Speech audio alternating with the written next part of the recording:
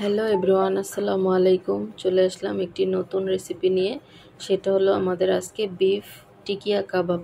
তো খুবই অল্প উপকরণ দিয়ে, ঘরে থাকা মশলা দিয়ে আমি এই রান্নাটা করে নিয়েছি এবং খুব সুন্দর হয়েছে, খেতে খুব মজা হয়েছে বন্ধুরা।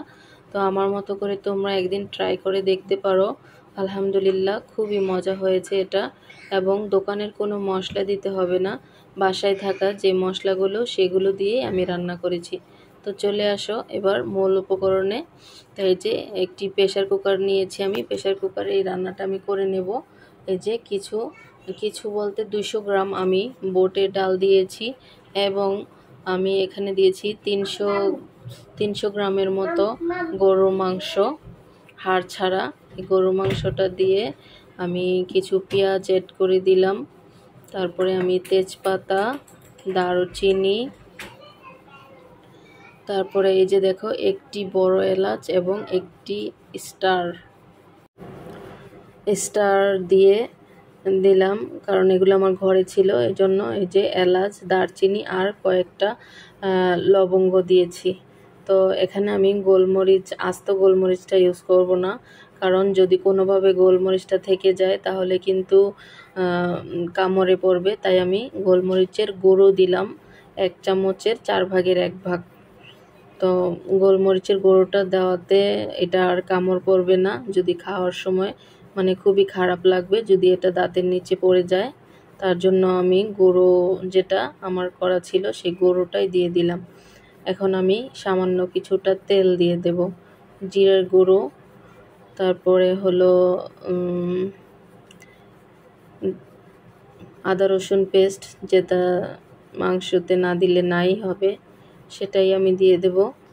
দিয়ে সবগুলো মশলা আমি একটি খুন্তির সাহায্যে নেড়ে চেড়ে দিব।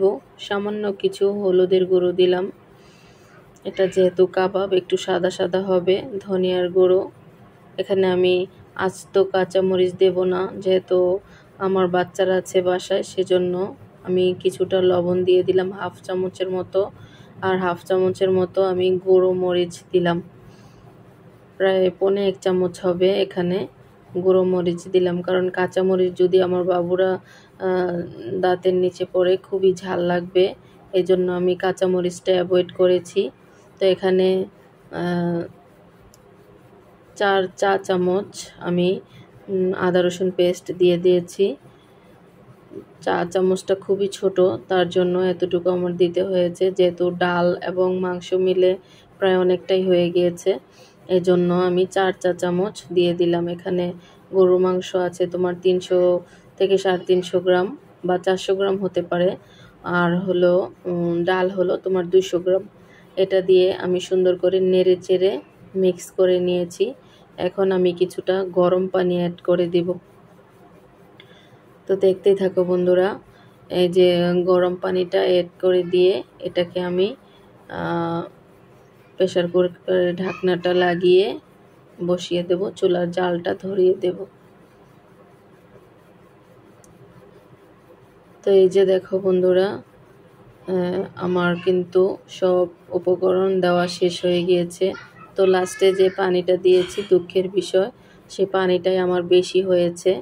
পরে এই পানিটা শুকাতে আমার অনেকটা টাইম লেগে গিয়েছে। আপুরা ভাইয়ারা, তোমরা যখন এটা করবা তখন পানিটা আন্দাজ মতো দিবা, এত বেশি পানি লাগে না, যেহেতু প্রেসার কুকার তাড়াতাড়ি হয়ে যায়।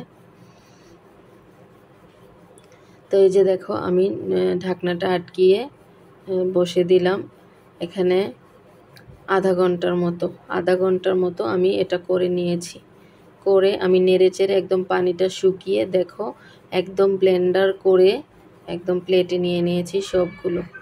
তো এই যে দেখো সুন্দর করে ব্লেন্ডার হয়ে গিয়েছে। এটাকে আমি কিছু সময় ডিপ ফ্রিজে রেখে দিয়েছিলাম। তো সবগুলো আমি দেখাতে পারিনি, যেহেতু আমার বাসায় আজকে মেহমান, তার জন্য সব পুরো ভিডিওটি করা আমার সম্ভব হয়নি। তো এটাই আর কি, মানে আমি শুধু এই পানিটা শুকিয়ে ব্লেন্ডার করে আমি জাস্ট ডিপ ফ্রিজে রেখে দিয়েছিলাম। তো এই যে ডিপ ফ্রিজ থেকে নামিয়ে এখন কিছু বেশি করে পেঁয়াজ কুচি এবং একটা দিয়েছি শুধু কাঁচা লঙ্কা একটা, আর কিছু ধনিয়া পাতা এবং একটি ডিম। বেশি ডিম দিলে কাবাবটা তোমার ফেনা উঠে যায়। এই যে কুসুম সহই দিয়েছি আমি একটি ডিম দিয়ে আমি এটা হাতের সাহায্যে খুব সুন্দরভাবে মাখিয়ে নিচ্ছি। তো শেষে দেখলাম যে এটা একটু নরম লাগছে আমার কাছে, তার জন্য আমি কিছুটা এখানে কর্নফ্লাওয়ার দিয়েছি। তো কর্নফ্লাওয়ারটা দেওয়াতে মাশাল্লাহ খুব সুন্দর মচমচে হয়েছে, ভালোই লেগেছে, খারাপ লাগেনি।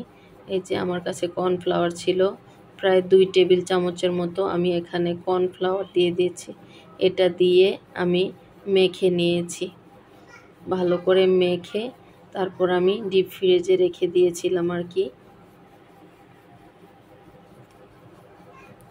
সব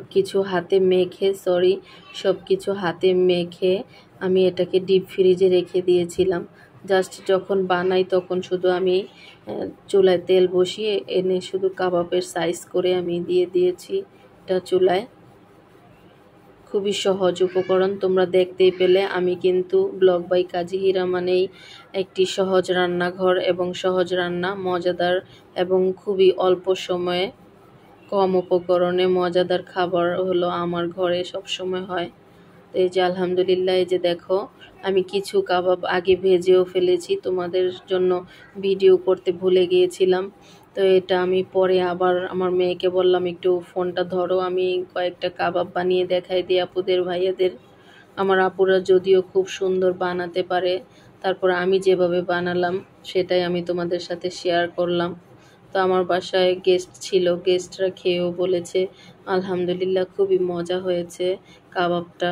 দেখলাম যে ভেজে উঠিয়ে রেখেছি, সবাই এক একখান করে হাতে করে নিয়ে খাচ্ছে। তো যাই হোক, আমার আবার খাবার মজা হলে সবাইকে খাওয়াতে ভালো লাগে, সবাই খেলে আমারও খুশি লাগে। আমি খেলে খেলাম, না খেলে নাই, তাতে আমার কিছু যায় আসে না। তো আমার বাসায় যারা আছে তাদেরকে যদি আমি শান্তিমতো মানে খুব মজা করে রান্না করে খাওয়াতে পারি, সেটাই আমার মানে মনে হয় যে আমি নিজে ধন্য। তো এইতে দেখো বন্ধুরা, আরেকবার আমি কাবাব বানিয়েছিলাম, মিথ্যে বলবো না, সেটা ভালো হয়নি। এই যে 2টো ডিম দিয়েছি, তার জন্য খুবই ফেনা হয়ে গিয়েছিল, মানে 2টো ডিম কুসুম সহ। 2টো ডিম কেউ দিতে চাইলে তোমরা কুসুম একটা দিবা আর একটা কুসুম রেখে দিবা। তো এই যে দেখো কত সুন্দর হয়েছে আমার কাবাবটা, খুবই সুন্দর কালার আসছে মাশাল্লাহ। খেতে যেমন মজা হয়েছে, দেখতেও সুন্দর হয়েছে। তো এই পর্যন্ত যারা আমার ভিডিওটি দেখেছো সবাইকে আমার প্রাণ ঢালা ভালোবাসা এবং শুভেচ্ছা। তো কেমন হয়েছে বন্ধুরা আমার আজকের ভিডিওটি, কমেন্টস বক্সে কিন্তু অবশ্যই জানিয়ে যাবে এবং সাবস্ক্রাইব করে পাশে থাকা বেল আইকনটি অন করে দিবে। আল্লাহ হাফেজ বন্ধুরা।